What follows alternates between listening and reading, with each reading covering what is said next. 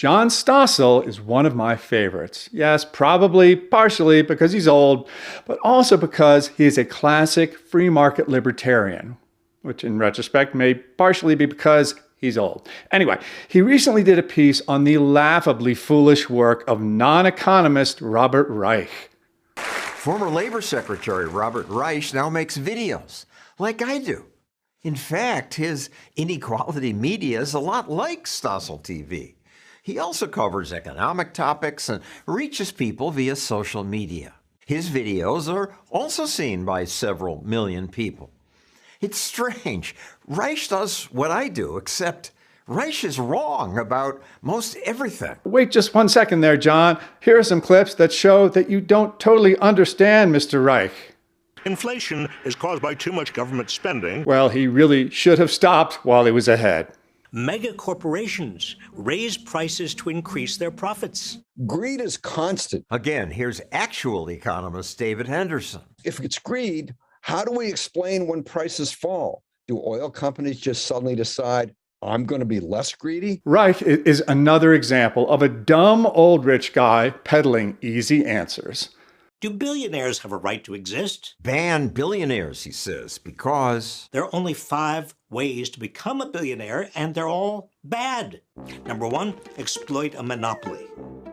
Does Jeff Bezos really deserve his billions for building Amazon? Putting aside the fact that Reich, the economist, obviously has no idea what a monopoly actually is. Reich calls Amazon a monopoly. But the company isn't a monopoly. It has to compete with Walmart, Target, eBay, Alibaba, and more. Billionaires claim they deserve their riches. There's that word again that all leftists just seem to love, deserve. Who decides whether anyone deserves anything?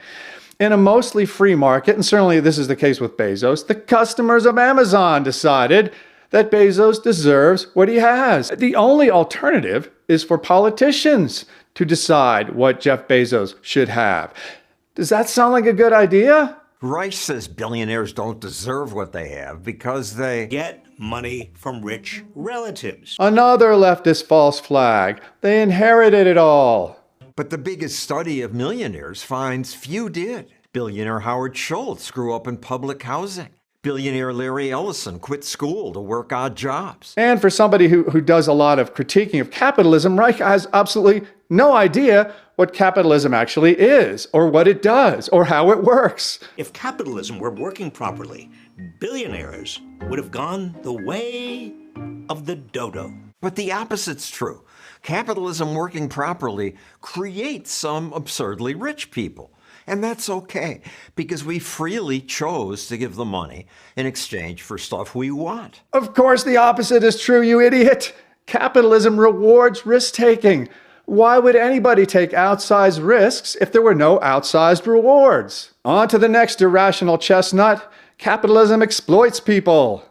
What if a country's comparative advantage comes from people working under dangerous or exploitative conditions? I once asked Kenya's June Arunga. Doesn't the United States have the responsibility to stop these companies from exploiting people in your country?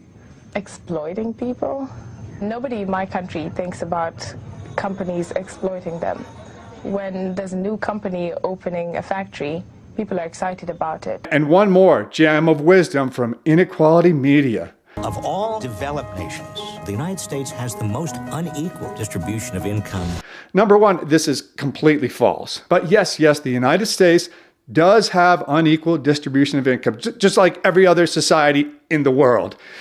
And that is why poor people in the United States are much better off than poor people in most other developed countries, and much better off than poor people in undeveloped countries. Does it really matter if there are a lot of exceedingly rich people, if that means that poor people are better off too?